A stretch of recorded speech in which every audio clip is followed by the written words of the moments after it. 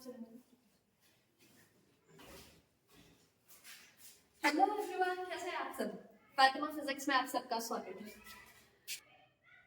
हाँ जी, तो आज के क्लास में हम लोग बात करेंगे इक्वेशन ऑफ कॉन्टिन्यूटी, जो क्लास 11 पार्ट 2 फ्लूइड मैकेनिक्स के अंदर का एक इंपॉर्टेंट टॉपिक है। देखो, नॉर्मल लाइफ में, डेली लाइफ में, डे टू डे लाइफ में आप बार बार ये काम करते होगे। आप जब कभी भी पौधे में पानी का कहीं भी पानी पटाते होगे, अगर वो पानी धीरे धीरे गिर रहा है, पौधा दूर है, आपको वहां से पानी पटाना है, आप क्या करते हो? आप अपने पाइप को दबा देते हो या उंगली से उसको ढक देते हो। वो करने से क्या होता है, पाइप के अंदर से जो पानी आ रही है उसकी वेलोसिटी क्या हो जाती है, इंक्रीज हो जाती है, और वेलोसिटी बढ़ती है तो रेंज क्या होता है, रेंज ज्यादा कवर करता है वाटर पार्टिकल्स। तो अब यहाँ पर ये जो हमारा इक्वेशन ऑफ कॉन्टिन्यूटी है, ये यही हमें बता रहे हैं। क्या बोल रहे हैं? तो according to this theorem for the streamline flow, अब यहाँ पे टर्म आया स्ट्रीमलाइन फ्लो। आपने पढ़ा होगा दो तरीके का फ्लो होता है, स्ट्रीमलाइन और टर्बुलेंट। स्ट्रीमलाइन फ्लो किसको बोलते हैं? वो फ्लो जिसमें प्रीसीडिंग पार्टिकल्स आगे वाले पार्टिकल्स की पाथ और वेलोसिटी को फॉलो करता है, उसको क्या बोलते हैं? Streamline flow. और जब पार्टिकल्स रैंडमली मूव करता है हियर एंड देयर, तो उसको हम क्या बोलते हैं? Turbulent flow. तो स्ट्रीमलाइन फ्लो है ऑफन इनकॉम्प्रेसिबल फ्लूइड, और फ्लूइड कैसा है हमारा? इनकॉम्प्रेसिबल, मतलब वैसा फ्लूइड नहीं है जो कॉम्प्रेस हो पाए। इनकॉम्प्रेसिबल फ्लूइड है। Incompressible fluid through a pipe of varying cross sectional area. अब पाइप कैसा लिए है? तो पाइप ऐसा लिए है जिसका क्रॉस सेक्शनल एरिया वैरी कर रहा है। एक जगह पे मान लेते हैं A1 एरिया और एक जगह पे A2 एरिया। अलग अलग हो सकता है, A1 बड़ा हो, A2 छोटा हो, या A2 छोटा हो, A1 छोटा हो और A2 बड़ा हो। वैरीइंग क्रॉस सेक्शनल एरिया, ये तो हम जो पाइप ले रहे हैं उसके अंदर जो फ्लूइड ले रहे हैं उसके बारे में बात करें। अब उसके बाद क्या बोल रहा है इक्वेशन ऑफ कॉन्टिन्यूटी? ये है the product of cross sectional area. किसका प्रोडक्ट? तो पाइप का जो क्रॉस सेक्शनल एरिया है उसका। तो the product of cross sectional area of the pipe and the fluid speed. Fluid speed, जो पाइप से फ्लूइड निकल रहा है उसका speed at any point along the pipe is constant, मतलब एरिया इनटू वेलोसिटी के बराबर कैसा होता है? कांस्टेंट होता है। मान लीजिए अब दो पाइप ले लेते हैं हम लोग अलग अलग क्रॉस सेक्शनल एरिया का। ये मान लीजिए क्रॉस सेक्शनल एरिया A1, ये क्रॉस सेक्शनल एरिया A2। इसमें से क्या हो रहा है? फ्लूइड जो है वो फ्लो कर रहा है, ठीक है। अब ये जो फ्लूइड है इसके अंदर, इसकी डेंसिटी को मान लीजिए 2। अब ये फ्लूइड कैसा है? कंप्रेसिबल है क्या? नहीं, इनकंप्रेसिबल है। तो मान लीजिए यहाँ से जो वेलोसिटी है फ्लूइड के अंदर जाने की, वो मान लेते हैं v1, और यहाँ पे जो वेलोसिटी है उसको मान लेते हैं v2। इसको नाम दे दो, ये अपना रीजन 1 हुआ, रीजन 1, और ये हुआ हमारा रीजन 2। यहाँ पे सारे इसके में सफिक्स 1 लगाएगा और यहाँ पे सब में सफिक्स 2 लगाएगा, ठीक है। तो मान लेते हैं किसी समय पे डेल्टा टी टाइम पर यहाँ से कोई फ्लूइड इन किया, यहाँ तक पहुंचा। ये डिस्टेंस को आप मान लेना L1, A1, X1 कुछ भी मान सकते हो, मान लो X1 डिस्टेंस आया, और यहाँ से उसी डेल्टा टी समय में अगर 2 सेकंड यहाँ पे बात करें तो यहाँ पे उस 2 सेकंड में ही जितना फ्लूइड यहाँ से इन करेगा उतना ही फ्लूइड यहाँ से क्या होगा? एग्जिट भी करेगा ना। ऐसा तो नहीं होगा अंदर डाल रहे हैं ज्यादा और बाहर कम निकलेगा। इनकॉम्प्रेसिबल है। अगर कॉम्प्रेसिबल होता तो अंदर बोल सकते थे पाइप में कॉम्प्रेस हो गया, लेकिन ये इनकॉम्प्रेसिबल है। तो सेम टाइम इंटरवल में, सेम समय अंतराल में जितना फ्लूइड इन करेगा उतना ही फ्लूइड आउट भी होगा, जितना इंटर करेगा उतना ही एग्जिट भी होगा। तो mass of conservation of mass के ऊपर भी काम करता है। The mass enter will be equal to the mass exit in the same time interval, ठीक है। ओके, तो suppose let m1 mass enter in delta t time, in delta t time कहां से? तो from region 1, फ्रॉम रीजन 1। तो मास क्या लिखेंगे, और ये मास कौन सा, m1। मास का फॉर्मूला क्या होता है, डेंसिटी बराबर होता है मास बाई वॉल्यूम के। तो मास क्या होगा, डेंसिटी इनटू वॉल्यूम। देखो वेलोसिटी के लिए यहाँ पे घुमा दे रहे हैं v में, और वॉल्यूम के लिए कैपिटल V लिख रहे हैं। तो m1 को आप क्या लिख सकते हो, m1 is equal to rho into v1। Okay, अब अगर आप इस रीजन को सिर्फ देखो तो इसका वॉल्यूम कैसे निकलेगा, a cross sectional, sorry for the disturbance, cross sectional area को जब आप लेंथ से मल्टीप्लाई करोगे तो क्या मिलेगा, वॉल्यूम मिलेगा ना। तो वॉल्यूम यहाँ से v1 को अपन क्या लिख सकते हैं, v1 will be equal to a1 into x1। तो m1 कितना मिल गया, m1 will be equal to rho a1 x1। ठीक है, x1 डिस्टेंस कवर किस स्पीड से हो रहा है, v1 स्पीड से, कितने टाइम में, तो डेल्टा t टाइम में।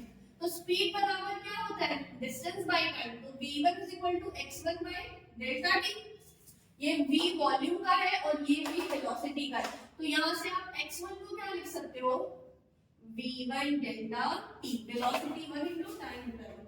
तो m1 कितना मिल जाएगा, रो a1 x1 की जगह क्या लिखेंगे, v1 डेल्टा t। इसको कर देना इक्वेशन नंबर 1। और सिमिलरली मान लेते हैं कि यहां से सेम टाइम इंटरवल में डेल्टा t टाइम में कितना मास बाहर गया, m2 मास बाहर गया।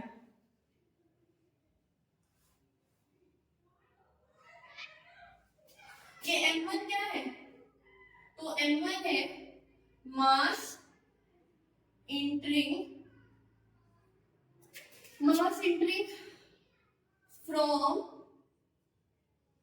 फ्रॉम रीजन 1 कितने वे में, तो इन डेल्टा टी, थोड़ा सा यहाँ पे जूम कर देना, इन डेल्टा टी टाइम। इसको क्या मान लिए हम लोग, इसको मान लिए हैं m1। ठीक है ना, क्या है m1, क्या है mass entering from region 1 in delta T time. इसको क्या लेंगे, m1। दिख रहा है क्लियरली, है छोटा लिखा गया यहाँ पर। ठीक है, चलो अब वापस से बात करते हैं यहाँ पर। ठीक है, यहाँ पर क्या है मास, अब यहाँ पे रीजन 2 से मास क्या करेगा, लीव करेगा, मास लीविंग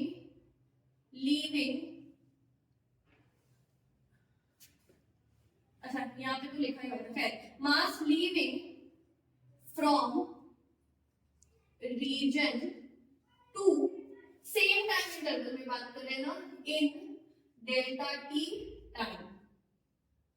ये कितना हो जाएगा, इसको मान लो m2। तो m2 को फिर क्या लिख सकते हैं, सिमिलरली यहाँ से m2 को क्या लिख सकते हैं, रो इनटू v2, क्योंकि डेंसिटी तो सेम है, फ्लूइड सेम ही है, तो रो इनटू वॉल्यूम 2। v2 को क्या लिख सकते हैं, यहाँ का एरिया इनटू, यहाँ पे मान लो कि टाइम इंटरवल में इतना डिस्टेंस, डेल्टा टी टाइम में ये डिस्टेंस कवर हुआ x2।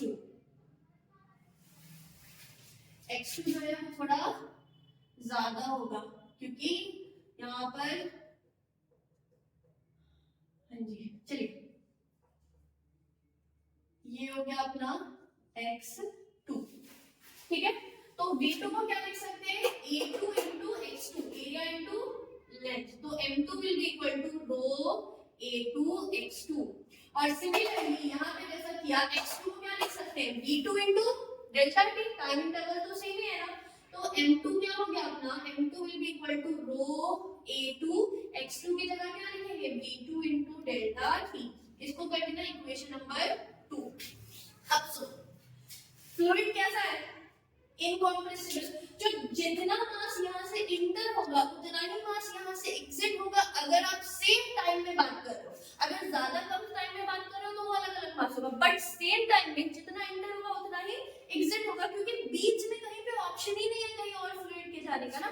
तो हम क्या लिखेंगे यहाँ पर कि ये जो m1 है मास एंटरिंग फ्रॉम रीजन 1, ये बराबर होगा किसके, मास लीविंग फ्रॉम रीजन 2।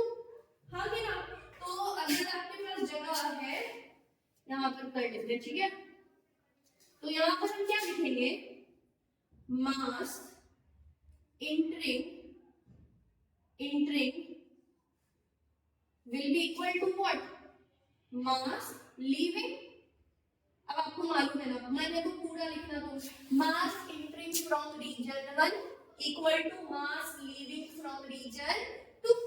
तो एंट्री कितना रीजन 1 से कितना आ रहा है m1, तो m1 बराबर होगा किसके m2। और इसीलिए इसको एक और नाम से जाना जाता है लॉ ऑफ कंजर्वेशन ऑफ मास। इसमें क्या फॉलो होता है, इक्वेशन ऑफ कंटिन्यूटी में मास कंजर्वेशन भी फॉलो होता है, मास कंजर्वेशन भी देखने को मिलता है। देखो ना, initial mass will be equal to 5 होगा, तो m1 फ्रॉम इक्वेशन 1, इक्वेशन 1 से हम क्या लिख सकते हैं, m1 को रो a1 वेलोसिटी 1 डेल्टा t। आपको यहाँ दिख रहा होगा इक्वेशन 1 रो a1 v1 delta t, m1 की जगह this will be equal to m2 की जगह क्या लिखेंगे, रो a2 v2 डेल्टा t। अगर तुम्हें मन है तो तुम m1 बराबर m2 के बाद ये भी लिख सकते हो फ्रॉम इक्वेशन 1 एंड 2।